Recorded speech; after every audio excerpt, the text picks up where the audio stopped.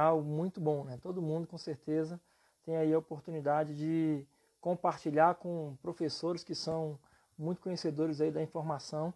E hoje, professor Felipe Guerra, estamos juntos. Vamos falar de ECD e ECF, oportunidade maravilhosa aí de falar de ECD e ECF. Entrando aí o professor Felipe. E aí, Macho? Fala, meu amigo. Tudo bem? Tranquilo, hein, mano? Perfeito, Rapaz, professor. quem desacreditou, hein, que essa live aconteceria? Eu tô te falando que em Brasília eu sou cobrado já há mais de um ano. Por que você não faz uma transmissão ao vivo aí com o professor Felipe Guerra? Falei, cara, no dia que eu vou fazer a live com ele, ele já tem mais umas 2 lives, eu acho, no Acre, não sei aonde. O cara é difícil, não é fácil não, mas aí tá tranquilo, né? Mesmo no Covid aí, tá todo mundo se manifestando, se movimentando e participando aí das transmissões, né? E cobrando, bom é isso, estão cobrando, né? Participação. Legal, legal demais. Realmente, várias pessoas mandaram mensagens, o pessoal assistiu a aula do Cono Fiscal, gostou bastante, elogiou muito, e a gente tinha realmente que marcar esse bate-papo aí para o pessoal poder acompanhar.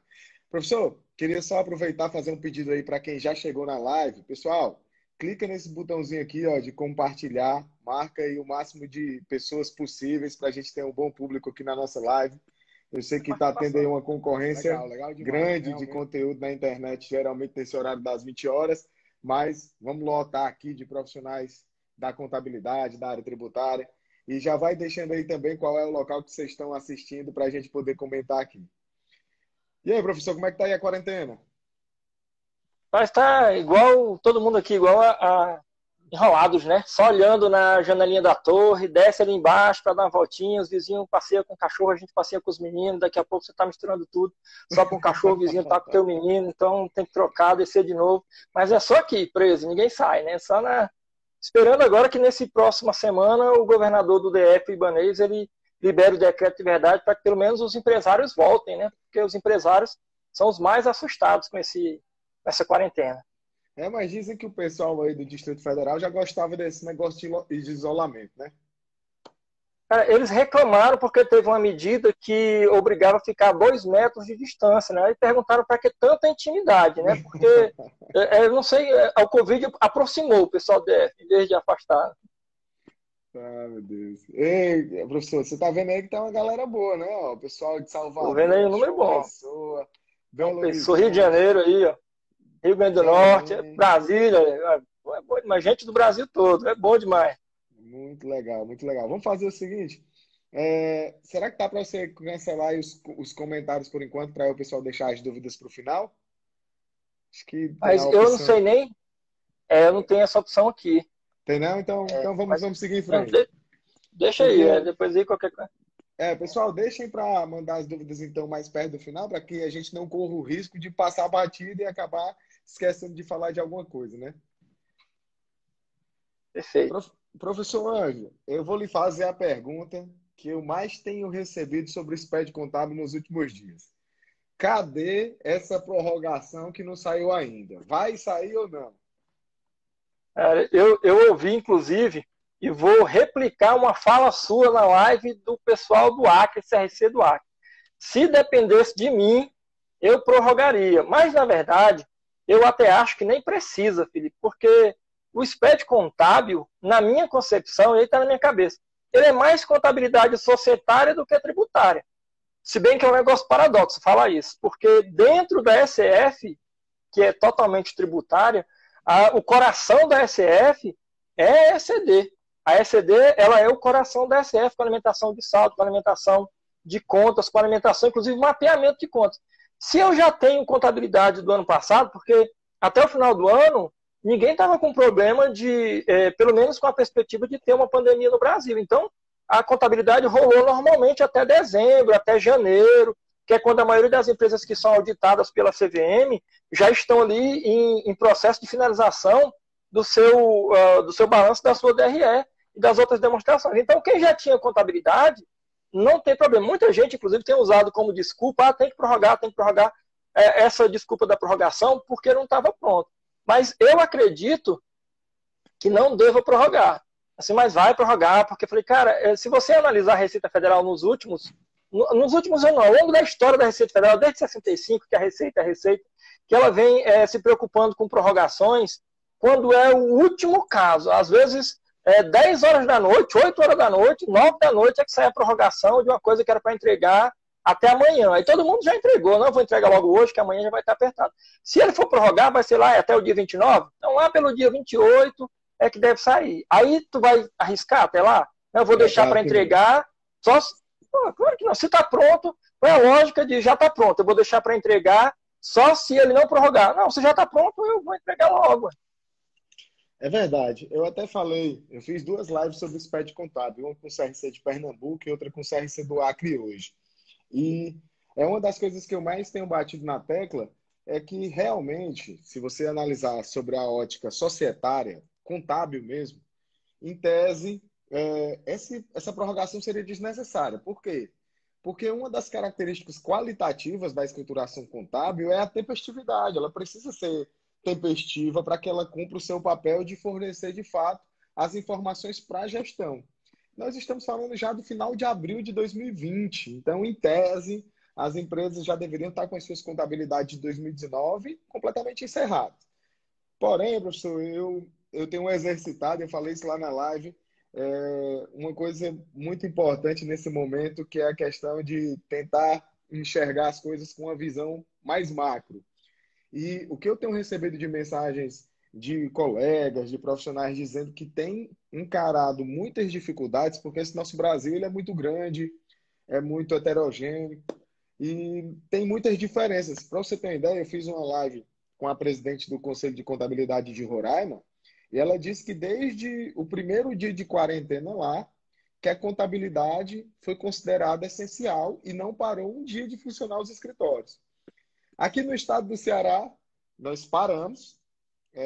Aí, um belo domingo, o governador do estado publicou um decreto dizendo que a contabilidade era um serviço essencial e que tinha que voltar a funcionar. Coisa de 2 horas depois, ele disse, pessoal, era brincadeira, fecha de novo.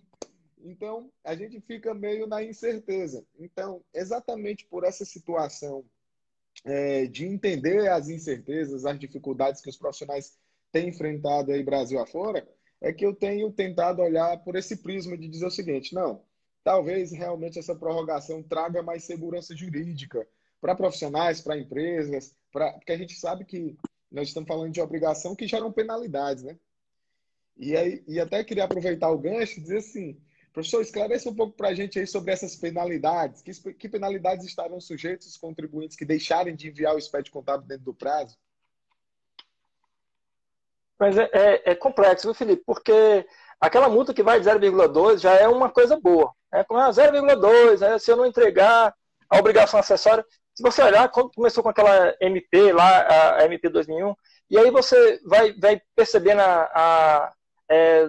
uma legislação que trouxe o SPED contábil com a multa abusiva. Tu já imaginou se a multa fosse aquela de 5 mil da IN 787? Se a multa fosse aquela de 5 mil, eu queria ver o pessoal preocupado em prorrogação. Estava todo mundo preocupado em fazer.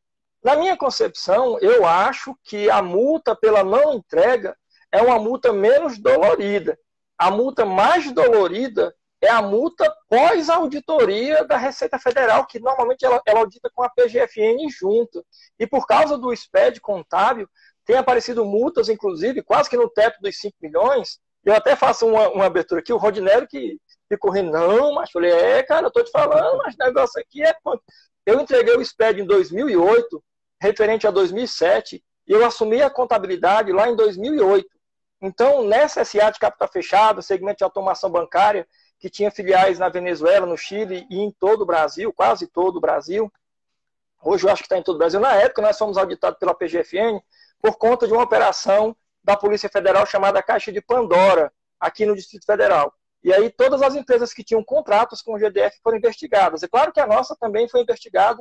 Um dia eu cheguei de manhã lá na Asa Sul, parei no bolsão de estacionamento, quando a porta abriu, igual porta de shopping, aí eu vi 2 caras com a jaqueta da Receita Federal, mas eu estava com sono, era de manhã, eu li Polícia Federal, eu voltei para o carro e liguei na recepção. Falei, tem alguém procurando aí? Falei, tem 2 rapazes aqui. Falei, eu estou doente, eu acho que essa doença não tem cura, não. Senão eles são da Receita Federal. Eu falei, não é polícia, não, estou chegando aí. Era uma intimação, na época, intimação em papel ainda. Eu fui intimado primeiro para ser auditado pela PGFN, depois, se a auditora da PGFN identificasse alguma coisa que considerasse como o inciso primeiro, o segundo, até o quarto lá da 837/90, que é crime contra a ordem tributária, que ela me passaria para dentro da operação Caixa de Pandora. Senão, eu estaria dispensado. Na hora que ela olhou, ela falou assim, peraí, não vou te pedir manade, não. Eu vou te pedir o SPED que você entregou à ECD. Agora, se prepara, porque a multa da ECD, ela é uma multa de 5 mil se você não tiver atendido o prazo. Eu falei, senhora, nem sou obrigado. Eu entreguei de forma voluntária. Ela, então, tranquilo. Se ela nem pode olhar, ela, posso, porque é obrigação acessória, confissão de dívida, eu vou olhar. Quando ela olhou, eu não tomei a multa de 5 mil, que era o meu medo. Mas a multa que ela me aplicou, por informações omitidas e inexatas, foi uma multa absurda que foi ao teto. Ela levou ao teto, eu tomei multa de 5 milhões. Eu fiquei com um estereótipo de primeiro contador do DF a entregar o SPED, e o primeiro a tomar multa de 5 milhões, que a gente conseguiu derrubar. O pessoal das Azevedo 7, os Badaró, professores da PUC, advogados, derrubaram para 50 mil. 50 mil foi bom de pagar. A preocupação do pessoal hoje, não tomar multa pela entrega, falei, gente, na nossa época lá, há mais de 10 anos, as multas elas eram absurdas, conseguiram derrubar a multa, agora é uma multa até, uma multa considerável. Se você olhar, essa multa, inclusive, ela se arrasta, como você acabou de falar, por todas as outras obrigações digitais, praticamente, porque dentro da própria legislação da Receita Federal, a instituição normativa, ela já vem amarrando a lei com relação à multa, e ela deixa bem claro, olha, é uma multa por entregar fora do prazo, mas existe uma multa que pode ser maior se você entregar com informação emitida inexata. O que eu falo para as pessoas é que, se você pretende entregar fora do prazo, que essa entrega seja uma entrega convicta, que vai tomar uma multa de 0,2 sobre faturamento, e vai piorar, porque a gente está falando de ECD. Se você lembrar lá da 2973, que fala da SF, e a multa para lucro real, aí não tem, a multa para lucro real não tem essa colher de chá, não. É uma multa pesada mesmo, até pela não entrega. E se o cara não der lucro, ele vai buscar um lucro lá de trás, corrigir com Selic, ficam multas altíssimas por entregar de qualquer jeito, e não por entregar fora do prazo. Claro que hoje eu tenho batido muito na tecla do compliance. Se o cara tem uma contabilidade organizada, qual é o medo de entregar no prazo ou antes do prazo? Eu não consigo entender o medo de não atender um prazo que é o final de maio. Tu tem aí, fomos auditados por muito tempo, e hoje até faço algumas auditorias, mas quem é auditado sabe que até o final de fevereiro tem que estar tudo fechado, não tem o que reclamar. É verdade. É isso mesmo, professor. Tem que correr para atender o prazo que nós temos. Até o momento dessa nossa transmissão, o prazo é o último dia útil do mês de maio, que nesse caso é o dia 29 de maio. Então, fiquem ligados aí, pessoal, para não deixar esse prazo passar.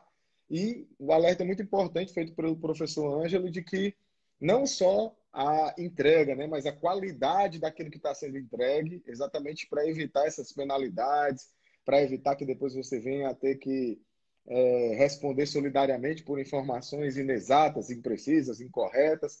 E também lembrando, e aí eu costumo dizer muito isso nas minhas aulas, professor, que a maioria dos problemas no SPED contábil, eles não têm origem no próprio SPED. A maioria das pessoas que me mandam dúvidas, professor, o SPED contábil está aqui tirando o meu sono, na verdade, a dificuldade que eles têm é com a contabilidade e não com o SPED. Exatamente por N motivos. A gente sabe que a prática da contabilidade durante a faculdade é pouca. A gente sabe que o profissional muitas vezes sai da faculdade e vai para o mercado de trabalho e não teve a oportunidade de fazer contabilidade de verdade. Então, quando chega ali no momento de fazer a escrituração digital, ele sente dificuldades e muitas vezes acaba transferindo essa dificuldade para a ferramenta, para o SPED. E aí eu queria, professor, que o senhor levantasse aqui para a gente, vou até depois citar alguns exemplos também, de alguns erros que você tem visto frequente aí na hora que o pessoal vai fazer o SPED contábil, exatamente para quem está nos assistindo poder evitar esses problemas antes da transmissão.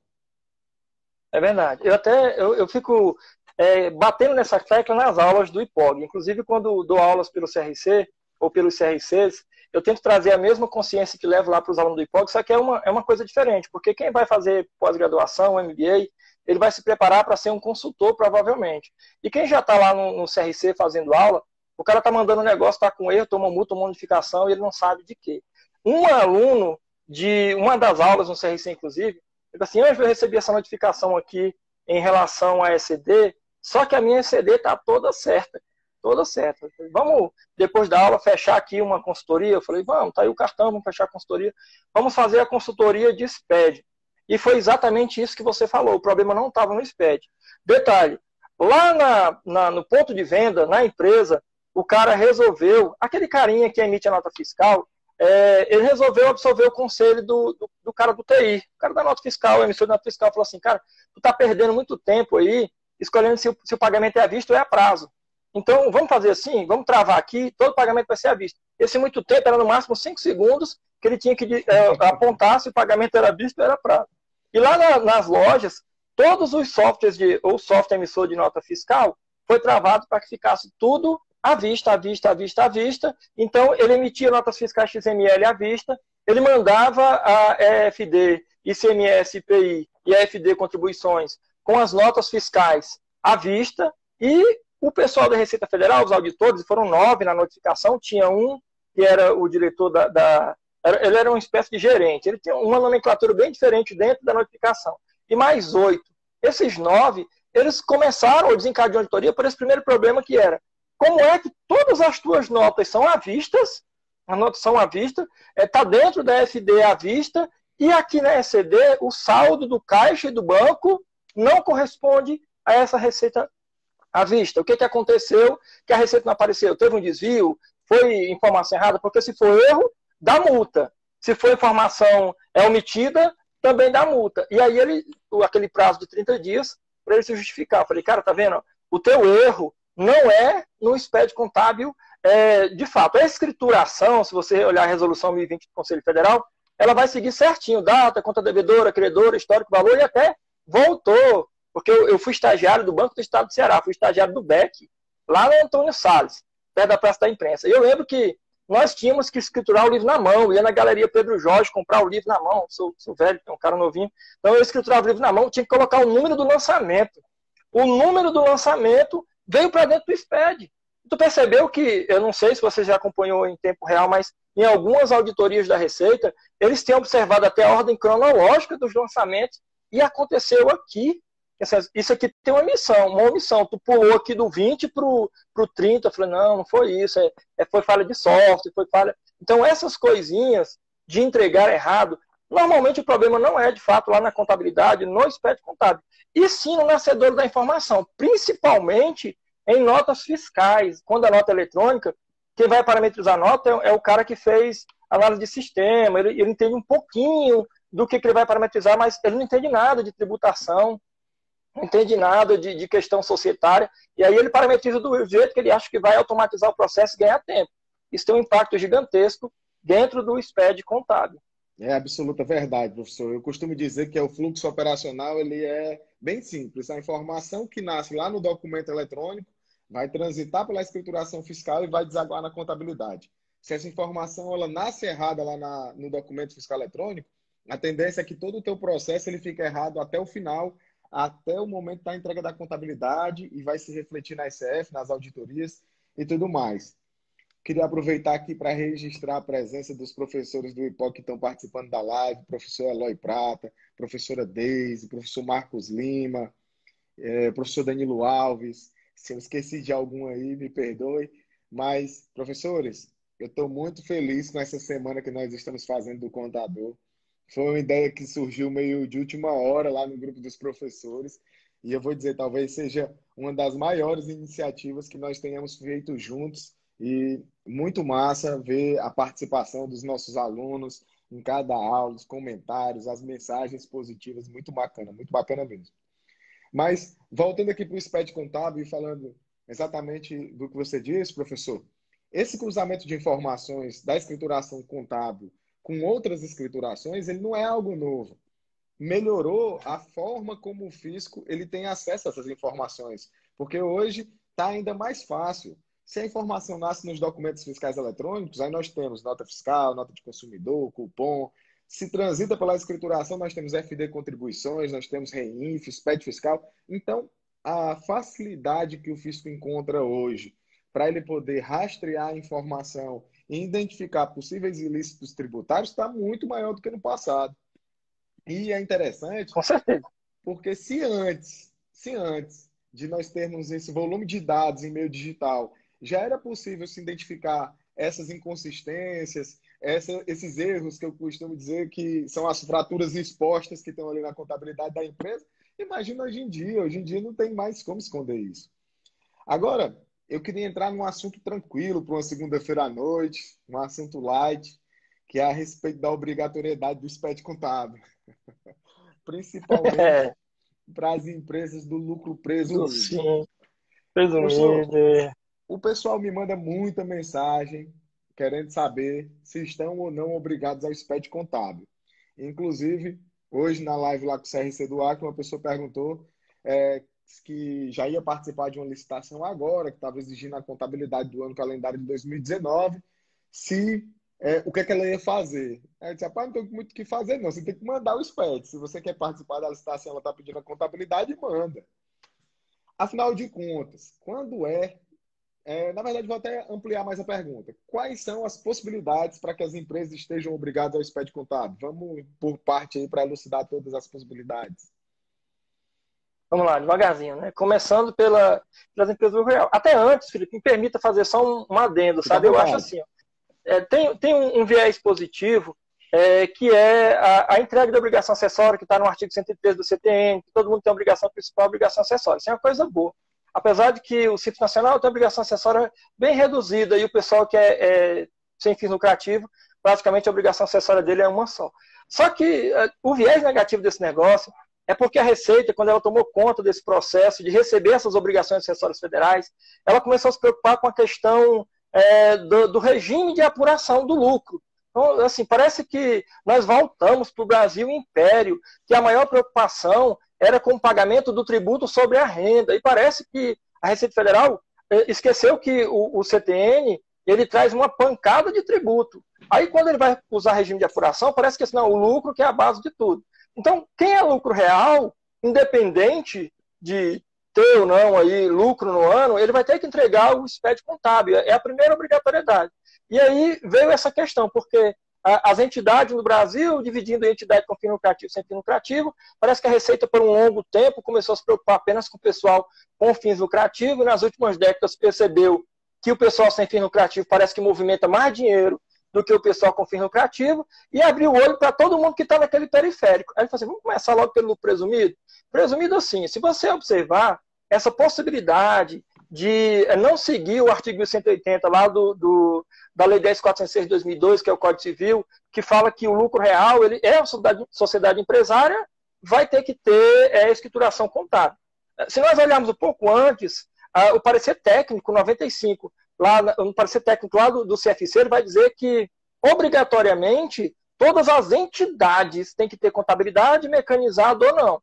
Você tem que ter contabilidade, ou tu faz contabilidade em partida simples, ou tu faz contabilidade em partida dobrada. Na minha cabeça, a partida dobrada sempre vai me levar para o livro diário. Aí o lucro real não tem para onde correr, ele vai ser obrigado ao SPED contábil. Presumido, que parece que o pessoal do presumido ele prefere não entregar. Tu lembra na época que tinha assim, escolher L ou C? L ou C. Se tu escolher, o pessoal tinha possibilidade de dizer que era livro diário. Não, mas vou dizer que sou livro caixa. Na SF também veio essa observação. Preferia ser livro caixa para não ter que importar o SPED contábil. Hoje, está amarrada, e aí vem minha interpretação, está amarrada a distribuição de lucro. Se você olhar, então, a amarração do lucro presumido, a distribuição de lucro acima do limite permitido pela legislação que vai trazer o lucro presumido menos os impostos e contribuições federais. Se ele passar daquele limite, a distribuição de lucro, ele já vai estar obrigado. Se tu observar, o pessoal de construção civil em Brasília tem o hábito de ficar antecipando lucro. Pega dinheiro do caixa ou do banco para pagar a subempreitada, e aí ele não coloca como adiantamento de lucro, No final do ano, já passou daquele limite, foi muito. Outros controlam. Mesmo assim, eu ainda acho que está amarrada a condição de ter optado em fazer o livro diário. Se você observar a lei, até mesmo lá na IN 1700, ele já falava, olha, o lucro presumido, ele vai poder fazer o livro caixa, Só que o livro caixa que o lucro presumido vai fazer é apenas para as questões tributárias de apuração do lucro, que aí vai atender a Receita Federal como um regime de apuração que se preocupa apenas com a receita. Mas e o que diz o CFC? Que toda entidade não tinha que ter contabilidade e que a própria IN 1700, quando ela trazia no parágrafo 1º, que até um parágrafo único, na verdade, que ele dizia que se ela optasse em controlar suas contas com princípio de competência, já não era mais o livro caixa. O que acontece muito, não só aqui no DF, mas no Brasil todo, é o cara que ele pega a receita dele e diz que a receita é uma receita por regime de caixa. Eu só vou pagar o tributo quando de fato receber. Mas a despesa, aí ele já joga a despesa como competência. Ele usa 2 regimes lá no lucro presumido. A Receita falou, não, cara, se tu tá fazendo aí regime de competência, te obriga. Então, na minha concepção, lucro presumido, distribuir o lucro, tá obrigado. Preferiu fazer o livro diário, que daí é a minha sugestão para todo mundo, o cara faz livro diário. É muito mais seguro, o lucro é muito mais consistente. E aí ele vai ter que entregar também. Esses 2 são a primeira amarração. Eu até, para não estender muito, mas o Simples Nacional, eu acho que está começando a dar problema igual o lucro presumido. O Simples Nacional está começando a dar problema igual o lucro presumido, por quê? Porque o Simples Nacional, se você olhar a Lei Complementar 155, ela trazia na Lei Complementar 155 lá, artigo 64A, 64B, eu acho que dizia que pode ter o anjo amigo, né? Tu não precisa de alguém participando da sociedade para pegar dinheiro emprestado. Choveu, pelo menos aqui no DF, choveu de empresário do Simples pegando dinheiro do anjo amigo, o aporte de capital. Em 2018, todo mundo vai ter que entregar o expediente contábil. Cadê a contabilidade? Não existia contabilidade, não remetia para o escritório contabilidade. Falei, gente, todo mundo vai ter que ter contabilidade. Tá, vim aqui pegar o livro diário. Não é livro diário, não. Pegar aqui o livro caixa. Não é livro caixa, não. É livro diário. Vocês do Simples têm que fazer o livro diário. E hoje o Simples, e até foi a fala lá do Adalberto, não foi? Da Bruna Auer, que era sobre o Simples. O Simples, de fato, hoje parece que ele anda na berlinda, sabe? Não é só o fato de desenquadrar. É o que o Simples vai ter de observação pelo fisco e o que o Simples não está dispensado de ser observado. Mas ele está muito ali na linha de que daqui a pouco ele vai estar no perfil do presumido. Ainda tem um detalhe de distribuição de lucro aí no Simples Nacional, estava falando com o pessoal do Amazonas, que a gente é simples, quer distribuir o lucro aqui. Quais são os impedimentos? Cara, primeira coisa, você lembra da regra lá do lucro presumido? Ele vai acabar usando aquela regra. E se tu distribuir o lucro ali, olha a problemática que vai te dar com relação à tua escrituração contábil.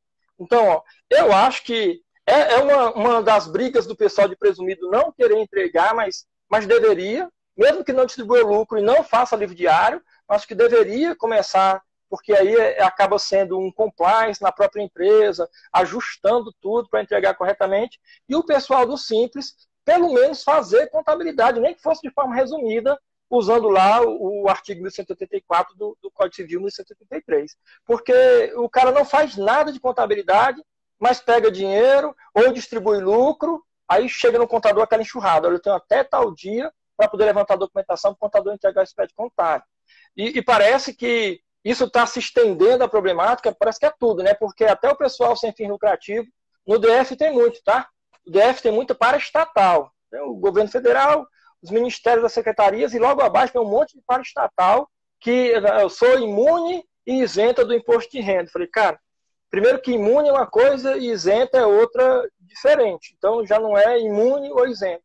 Aí um montão de empresa que é entidade sem fim lucrativo do Distrito Federal, com atividades paralelas e gerando informação que vai ser tributada pelo ISS, e o Distrito Federal, o DF, não dispensa a cobrança do ISS. Aí fica com medo, mas o que mais que eu vou ter que entregar? Eu falei, peraí, quanto foi que tu faturou? Foi doação? Não foi faturamento, foi a subvenção do governo. Quanto que foi? Quanto que entrou? Foi doação? Foi subvenção? Que tipo de receita que tu teve? Passou desse limite, tu está obrigado. Aí daí ainda leva, em alguns momentos, a um risco de crime que o contador está sujeito passivamente, porque o cara só manda para a contabilidade daquela fundação informações de entradas no caixa dele até o limite dos 4,8 milhões, que é para poder não entregar o expediente contábil. Por causa do expediente contábil, o cara vai ter uma problemática gigantesca lá na frente. É muito interessante, viu, Ângelo, falar sobre isso, porque você falou aí sobre antecipação de lucros. Eu acho muito interessante, porque muitas vezes em sala de aula o pessoal pergunta assim, professor, mas antecipação de lucros existe? Aí eu digo, rapaz, existe. Só que é assim, ó, você tem lucro acumulado e o teu ato constitutivo, ele diz que você vai distribuir lucro ao término do exercício social.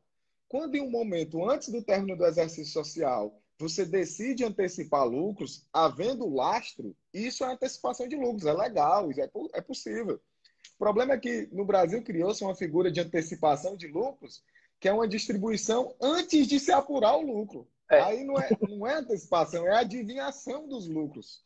desviação É do. ter fé em Deus de que vai dar lucro, é diferente. Então, eu queria só para a gente sintetizar aqui, nós temos na obrigatoriedade, né, com base no que o professor Ângelo falou. Primeiro, as empresas tributadas pelo lucro real. Lembrando, viu, pessoal, até algumas pessoas colocaram esse comentário aqui, vou até puxar. O meu amigo Rogério também colocou. O fato de nós estarmos falando sobre a obrigatoriedade ou não do envio do SPED contábil não significa que nós estamos recomendando ou não você deixar de fazer a contabilidade. Pelo contrário, eu acredito que tanto eu como o professor Ângelo vamos sempre Bom, recomendar que todas as empresas que vocês trabalhem tenham contabilidade regular. Ponto. O que nós estamos falando aqui é da regra positivada, daquilo que está escrito na lei. Quando é que eu posso, para fins fiscais, estar desobrigado do envio da obrigação tributária de natureza acessória, porque o SPED contábil ele tem essa vertente de que ele, ora, é obrigação tributária, ora, é uma obrigação societária, então ele caminha bem por esses dois lados. Então, nós temos lucro real, lucro presumido nas duas hipóteses mencionadas pelo professor, quando ele opta pelo parágrafo único, lá do artigo 45 da Lei 8981 de 1995, que ele optou pela escrituração do livro caixa. Ele fica, num primeiro momento, desobrigado a manter a escrituração contábil para fins fiscais e, num segundo momento, ele vai analisar a distribuição de lucros, que se foi acima ou não da presunção. Se tivesse da acima, ele vai estar obrigado novamente ao SPED contábil. São duas possibilidades. As entidades imunes isentas, se receberem rendimentos, doações ou qualquer outro ingresso de recurso acima de 4.800.000 no ano calendário, e as empresas do Simples Nacional, se receberem valores de aporte de capital de investidor anjo, em qualquer que seja o valor, passam a estar obrigados ao SPED contábil. Queria só levantar um parênteses aqui de uma polêmica relacionada ao Simples Nacional, professor, que é o seguinte. A empresa do Simples Nacional, ela tem a sua regra de distribuição de lucros para fins fiscais e ela tem a sua regra de distribuição de lucros com base na contabilidade. Então, para fins fiscais, como é que a empresa do Simples Nacional, perdão, ela pode distribuir lucros? Ela vai aplicar o percentual de presunção do lucro presumido e vai diminuir o imposto de renda que está lá dentro do PG-10. Beleza. Só que ela pode distribuir mais do que isso se ela mantiver contabilidade regular. Só que a norma fala que se ela fez essa distribuição, no momento de uma eventual fiscalização, o fiscal vai exigir dela a contabilidade no formato da escrituração digital. Então, vai exigir dela um SPED contábil. Não naquele prazo que foi pré-estabelecido, mas no momento da fiscalização. Então, tem muitos casos onde as empresas do Simples Nacional, mesmo não obrigadas ao envio do SPED contábil, no futuro, no momento de uma fiscalização, vão ter que apresentar essa escrituração contábil. Vou registrar aqui mais algumas presenças dos nossos alunos e de pessoas. A Nádia Saraiva, que é uma pessoa que tenho muita admiração, trabalhei no escritório da Nádia quando ainda estava fazendo faculdade. Beraldo, Vini, Sandro, Gilberto, Roseli, contabilidade essencial, sem dúvidas, Roseli. Professor, acho que a gente falou um bocado de SPED contábil. Vamos falar um pouquinho sobre o SPED CF, então. Dentro dessa linha de escrituração contábil, Eides, boa, Eides, me cobrou aí que eu não falei o nome dele. Ó. Dentro é, dessa linha de manutenção do SPED, da escrituração contábil, não manutenção, a gente sabe que uma vez que eu enviei o SPED contábil, eu vou ter que recuperar esse SPED contábil lá na SF.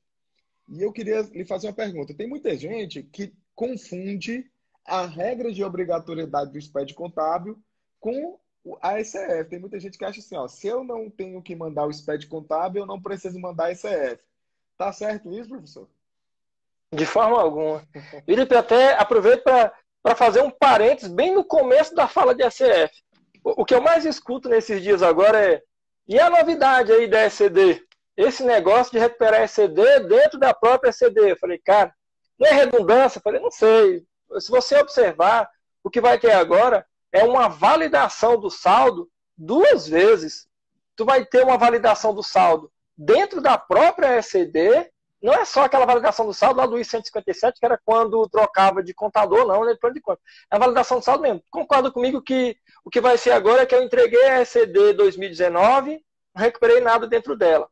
Entreguei a ECF, e aí não tem ligação nenhuma, uma com a outra, com relação ao tipo de entrega, a forma de entrega, até porque quando a gente fala de ECD, ela tem uma característica mais societária, mais contabilidade, mais controle patrimonial. Enquanto que a ECF, o foco dela é explícito, é o imposto de renda e a contribuição social, inclusive das imunes isentas. Aí daí, na ECF de 2019, eu recuperei a ECD de 2019. Recuperei a ECD de 2019. Agora, em 2020, entrego a ECD de 2020, recupero a ECD de 2019 na ECD de 2020 para validação do saldo, inclusive na demonstração contábil DRE, lá no bloco J, vai dar para fazer aquele paralelo de saldo anterior e saldo atual. E quando eu for entregar a ECF esse ano, aí tu se prepara que o bicho vai pegar. A contabilidade tem que estar redonda, Felipe, tem que estar redonda, porque dentro da ECF desse ano, presta atenção, tu tem na ECF desse ano a ECD de 2020, na ECF 2020, a ECD 2020, que já carrega a ECD de 2019. Aí tu vai trazer a ECF de 2019, que carrega a ECD de 2019. A ECD de 2019, ela vai aparecer 2 vezes dentro da ECF 2020. E ainda, para poder piorar o negócio, se por acaso eu tiver que... O pessoal fala assim, se eu tiver que retificar a ECD de 2019, não é nem retificar, porque a ECD ela não é passível de retificação. É uma substituição. É melhor tu dar uma olhada lá no que diz na íntegra o manual de orientação, que vai falar sobre a possibilidade de tu usar um lançamento extemporâneo. O máximo possível que tu puder fazer para usar esse lançamento extemporâneo, tu faz. Porque se tu fizer a substituição da ECD lá de 2019, tu percebe que tu impactou diretamente a ECF de 2019, a ECD de 2020, a ECF de 2020. E se tu for usar regras de ficar olhando para trás, uma entrando dentro da outra, lá daqui a uns 2, 3 anos, vai estar muito mais complexo isso. É um negócio que tem uma amarração que não tinha antes. Então, assim, para poder pontuar isso que você tinha falado com relação a ECF e ECD não serem a mesma coisa, de fato não são. Eu acho até, e falo isso nas aulas do IPOG, que, pessoal, a gente começa pela ECD porque a ECD é o coração da ECF. Se a ECD for mal feita, não tem como entregar uma ECF correta. Virou regra cultural agora que os colegas contadores eles têm validado a ECD na ECF. Antes de entregar a ECD, eles validam a ECD na ECF para saber se ela vai ser aceita no futuro. Só depois é que eles entregam a ECD. Aí daí, depois, quando eles forem entregar a ECF, eles já percebem que não vão ter problema. Pelo menos o problema vai estar bem atenuado. A partir de agora minha preocupação é não entregar o SPED contábil. Eu acho que quem não quer entregar o SPED contábil é porque não tem contabilidade, ou porque não gosta de fazer contabilidade, porque gera uma mão de obra muito grande no escritório, porque, como você falou no início da nossa live aqui, muitos colegas passaram pela faculdade, chegaram nos escritórios sem saber fazer contabilidade. Incrível, né? Mas chega no escritório e até tem uma problemática, porque quando você vai contratar alguém, no DF, pelo menos, o pessoal perguntava, você sabe entregar SPED, resolver do SPED? Sei. Então, tô nem aí se tu sabe fazer contabilidade. Pode vir em contabilidade, tu aprende aqui, eu te ensino. O negócio é o SPED, que eu não tenho tempo para poder te ensinar, senão a gente toma multa. Essa cultura errada de que eu estou pegando gente que parece que sabe só resolver problema, que está levando aí as informações omitidas e inexatas e gerando multa maior do que a multa pela não entrega. Porque vem tudo errado do nascedor da informação, o cara não sabe fazer contabilidade, não sabe validar, entrega a ECD, ninguém nem olha muito, começou a olhar agora. Aí entregou a ECF, entregou a ECF, vai ser olhada na hora a ECF, porque se trata da menina dos olhos da Receita Federal, que é o imposto de renda criado lá pelo Dom Pedro I. Cara. Aí caiu a ECF, aí já começa aquela validação pela própria Receita Federal, pelo fisco, a validação eletrônica, para saber se tem alguma inconsistência com a ECD, ou se a ECD vai levar um rastro aí até chegar no documento fiscal. Essa é a problemática de interpretação dos colegas no Brasil todo. É se preocupar só com a ECF e não com a ECD. Eu concordo plenamente, viu, professor? Inclusive, eu bato muito nessa tecla do que você falou, que o segredo para você conseguir fazer ECF é fazer uma ECD bem feita. Não tem para onde correr. Você não tem alternativa. Se você não faz a sua ECD com qualidade, quando chegar lá na ECF, você vai ter problemas. E foi muito bem lembrado, falar do bloco C e do SPED contábil, que é um bloco novo. É a primeira vez que nós vamos ter a necessidade de fazer a recuperação da ECD anterior. É interessante até falar sobre essa questão, porque nós vamos enviar agora em 2020 o ano calendário de 2019 e você vai ter que recuperar o ano calendário de 2018 e, como o professor bem pontuou, vai haver aí um confronto desses saldos no momento dessa recuperação. E é interessante falar um pouquinho sobre o que o senhor também falou, que muito bem, que eu concordo plenamente, que é a respeito dessa história de se retificar SPED contábil. Eu acho um absurdo quando a pessoa fala SPED mil. Eu estou para ter um infarto quando alguém fala que quer retificar o SPED contábil. Não se fala em retificação de escrituração contábil, isso é uma coisa que não existe. Eu gosto de comparar como se você pegar um livro desse, aí você levou na junta comercial para chancelar o livro, você chegou em casa e viu que estava errado, você quer rasurar, não existe isso.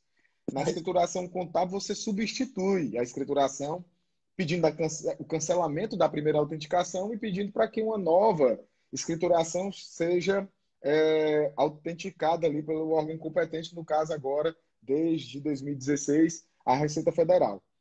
E é interessante porque essa discussão da prorrogação de prazo, que muito tem se falado aí nos últimos dias, ela vai impactar diretamente na possibilidade de substituição da ECD de 2018, ano calendário de 2018, que foi enviado em 2019. Porque o prazo de substituição, ele se encerra ao fim do prazo de entrega do ano subsequente. Então, o prazo para a gente substituir o ano de 2018 é até maio de 2020 agora, que é quando eu tenho que enviar 2019. Passou esse prazo, eu não posso mais substituir. Então, se a gente tiver uma dilatação desse prazo, por tabela, eu também prorrogo o prazo da substituição de 2018. Então, a gente tem que ficar atento aí, porque tem muita coisa envolvida, né?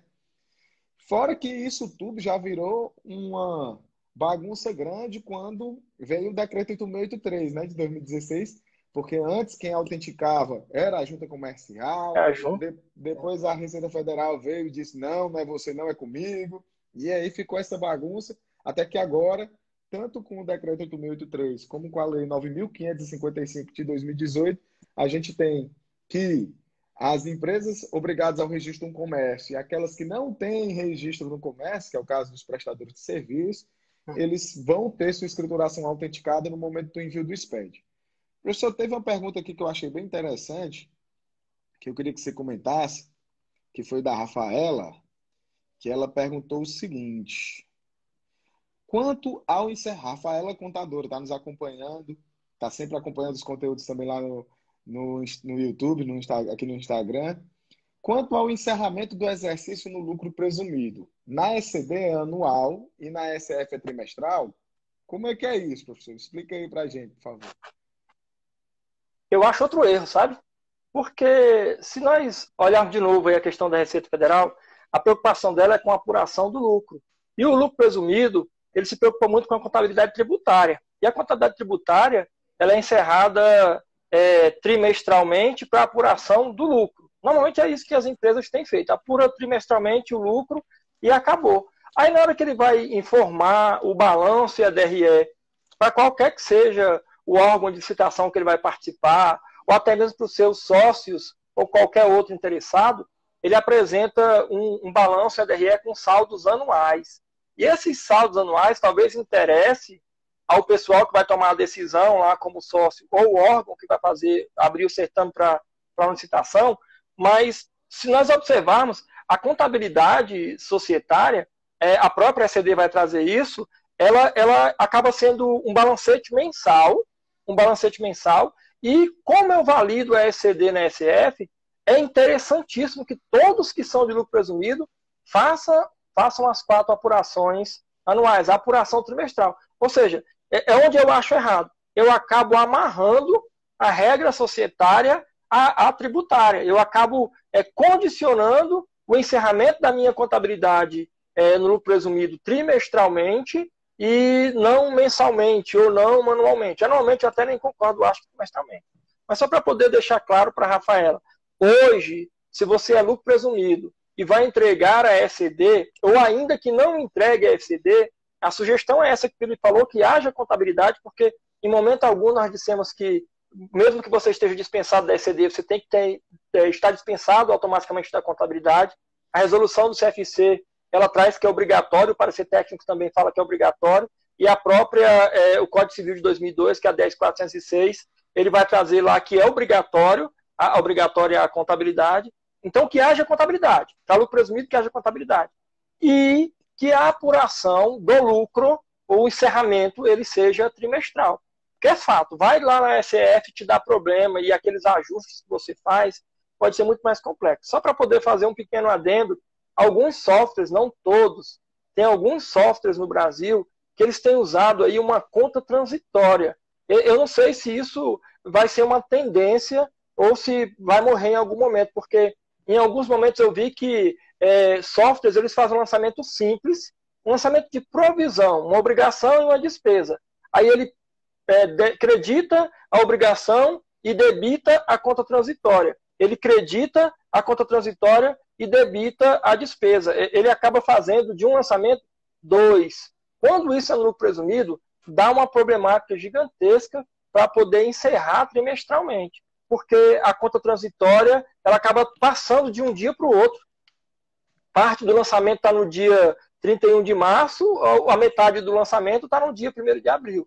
Então, tem duas coisas que eu costumo observar sempre que vou em consultorias e orientar, inclusive, ou até mesmo quando é auditoria. Fala, pessoal, primeira coisa, parametriza o teu sistema para que seja feito de forma automática a apuração do lucro, não só lá no software fiscal, módulo fiscal, mas que aqui no contábil, trimestralmente, haja também um encerramento para que você possa entregar a ECD com esse encerramento. Se não entregar a ECD, levar para a SF com esse encerramento. E essa coisa aí de transição de contas, não faz isso não, porque lá dentro do plano de contas da ECD, eu não tenho nenhum impedimento para ter essa conta transitória. Mas lá na SF, tu vai ter problema com o plano referencial.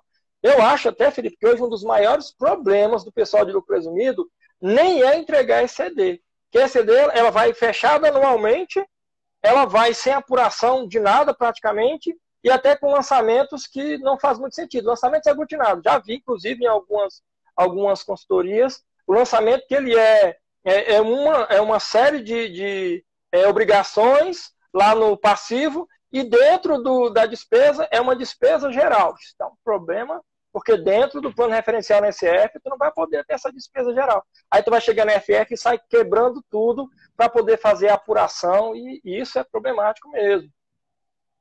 Muito interessante. Muita gente me pergunta realmente também sobre isso, sobre essas apurações. Quem determina de fato, para fins societários, quando é que vai ser encerrado as demonstrações, vai ser o teu ato constitutivo, o ato ali do acordo entre os sócios, os acionistas, é ele que vai determinar quando é que vai ser levantada as demonstrações contábeis, né? Até a própria Lei 6.404 diz que a administração fará elaborar as demonstrações contábeis ao término do exercício social. Só que, realmente, quando você chega lá para fazer a recuperação da tua ECD na tua CF, você sendo do lucro presumido, se você não tiver feito os encerramentos trimestrais, você vai ter que fazer aqueles ajustes que estão orientados lá no manual, que aquilo ali, ou você já faz direitinho no seu sistema, ou vai dar dor de cabeça. Vai dar dor de cabeça, e aí o pessoal acaba quebrando a cabeça muito na hora de fazer a SF. Aí, mais uma vez, volta a brigar lá, falar mal do SPED, dizer que o problema está no SPED, e muitas vezes está na forma como foi feito o próprio encerramento contábil. Vou dar uma olhadinha aqui nas perguntas, já que a gente já está chegando aqui com 50 minutos, professor. Uma Tá pessoa no final já. perguntou, uma pessoa perguntou, não vou saber aqui exatamente porque passaram as perguntas, quais são as demonstrações contábeis que precisam ir dentro do SPED ECF. Pessoal, do SPED ECD, perdão. Uma coisa que eu queria deixar claro para vocês é que o SPED contábil ele é a substituição da escrituração contábil convencional que você fazia em papel pelo equivalente digital. As mesmas obrigações contábeis que você estava obrigado a elaborar antes de ser SPED contábil, você vai ter que fazer estando no SPED contábil. Você vai ter que anexar essas demonstrações contábeis, notas explicativas, tudo em detalhes lá na ECD. Deixa eu dar uma olhadinha aqui. Até aproveitando enquanto você lê a próxima, o pessoal tem se Pode colocar. amarrado muito ao artigo 1179 do Código Civil. Né? O artigo 1179 ele fala que obrigatoriamente tem que levantar de maneira anual o balanço e a DRE. Então, pelo menos isso, o SPED ele fala, pelo menos isso você vai ter que entregar. Mas é exatamente o que você falou. Tudo que eu entregava de obrigação acessória, aí vai mais nessa questão, um SA, por exemplo, o cara vai ter que entregar DFC, ele vai ter que entregar DMPL também. Inclusive, que é uma questão do CFC reclamando, notas explicativas que vão em RTF numa estrutura que não segue o padrão obrigado pela lei de formação da nota explicativa. Vai em RTF, mas não é uma imagem de qualquer jeito, não, gente. Tem que ter uma estrutura certinha, com parágrafos, com introdução e com a conclusãozinha lá no final. Com certeza. Inclusive, na live de sábado, a professora Mônica alertou sobre isso. Ela disse que uma fiscalização, para quem não tiver assistido, essa live está aí disponível, tá? Foi a live sobre normas brasileiras de contabilidade, que foi com o professor Tiago Arantes, a professora Mônica Porto, aonde a professora Mônica, ela citou lá um caso onde uma empresa fiscalizada pela prefeitura, inclusive a Mônica está aí, deu o alô dela, uma empresa fiscalizada pela prefeitura, onde o auditor da prefeitura apontou uma inconsistência ou uma ausência, não me recordo 100%, de notas explicativas. Muito interessante falar sobre isso. Professor, já que nós estamos aí nos minutos finais, seria interessante a gente começar a fazer já as nossas considerações de encerramento, né? Pode ficar à vontade. Perfeito. Ótimo. Não, eu quero primeiro agradecer, sabe? Primeiro porque é um encontro que o pessoal aqui da região centro-oeste já tinha me cobrado, Brasília, principalmente, o pessoal tinha cobrado. Quando que você vai aparecer aqui com o Felipe? Falei, cara, a gente fala da mesma coisa. Nos módulos do IPOG aí pelo Brasil, você nunca está aqui, ou você vem, ou o Felipe vem. Eu falei, mas é assim mesmo. Eu vim conhecer o Felipe ano passado no Cona Fiscal, né? Desde 2018, o primeiro contato foi 2018, e ano passado, no final do ano passado, nós viemos nos conhecer. Mas eu quero até deixar já bem claro, estou com uma saudade gigantesca de voltar para a sala de aula. É muito bom esses debates, aquelas consultorias particulares, na hora do intervalo, tu vai tomar um café e está todo mundo com seus problemas pessoais. É uma coisa muito boa, mas, além disso, agradecer, primeiro você pela oportunidade de estar aqui, nós dois, conversando, né? É uma coisa já que eu vinha ansiando há muito tempo. Falar com alguém, e eu gosto de falar, não que seja pejorativo com os demais colegas, mas quando você vai conversar com alguém para discutir o que concorda e o que não concorda, é muito interessante, porque falar com outra pessoa apenas para ficar respondendo, de repente, tu não consegue engrandecer. E com você eu engrandeço bastante, sem demagogia, nem eu já havia falado antes, sem nenhum tipo de puxação de saco. Mas é um time gigantesco esse do IPOG, e à medida que eu vou conversando com os outros professores, por isso que o Marcos Lima é um cara que fica assim, olhando no vazio, assim, eu acho que a cabeça dele está processando, porque o Rondinelli, a Aline, a Mônica, o professor Eloy, cara, o Tiago Arantes, eu conversando com o Tiago por telefone, é muito conhecimento em poucos minutos. Então, que as pessoas que nos assistiram aí, que eu vi que já passou de um número de 300 faz tempo, que elas tenham aproveitado o máximo. Pena que é pouco tempo, né? Pena que 1 hora é pouquíssimo tempo. Então, obrigado a todo mundo que esteve aí, e eu estou à disposição para o que contar comigo. Professor, eu agradeço as palavras e digo que é uma satisfação, uma honra para mim também fazer essa live com você. Torcedor do Ceará, é sempre um bate-papo aqui de Alvinegro. Ixi, o pessoal vai gostar muito não, mas foi muito bacana. Muito obrigado. Pessoal, muito obrigado pela participação de vocês. Quero convidar vocês a continuarem acompanhando todos os conteúdos dessa Semana do Contador, que acaba amanhã. Nós ainda vamos ter mais 3 aulas amanhã. Professor João Neto, professor Danilo Alves vão falar sobre auditorias digitais. À tarde, nós vamos ter